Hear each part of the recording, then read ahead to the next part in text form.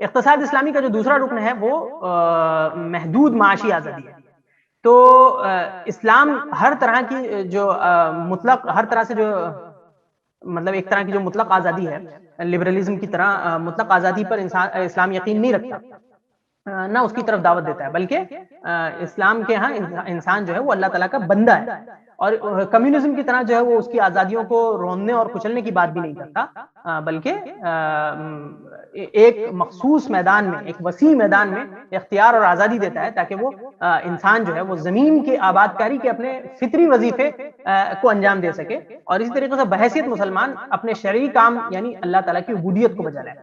کیونکہ اللہ تعالیٰ کی عبودیت کو بجا لانے میں بھی جو ہے اس آزادی کا کردار ہے. تو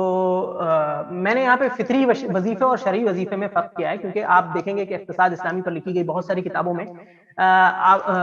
اعمار الارض کو جو ہے وہ انسان کا گویا کہ ایک طرح سے شرعی وظیفہ بنا دیا گیا ہے، حالانکہ اعمار الارض وہ انسان کا ایک فطری وظیفہ ہے، اور انسان چاہے مسلمان ہو یا غیر مسلمان ہے وہ اعمار الارض کا کام کرتا ہے، اور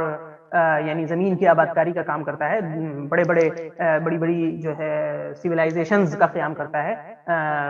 بڑی بڑی مدنیتوں کا قیام کرتا ہے، تمدنوں کا قیام کرتا ہے. تو یہ انسان کا فطری وظیفہ ہے، لیکن بحیثیت مسلمان اور جو اللہ تعالیٰ نے نبیوں کو بھیجا جو شرعی وظیفہ ہے وہ عبودیت ہے، اللہ تعالیٰ کی بندگی کو بجا لانا. وہ اعمار زمین کی آباد کاری کے کام میں بھی نافذ ہوتی ہے اور باقی طریقوں سے بھی ظاہر ہوتی ہے. تو البتہ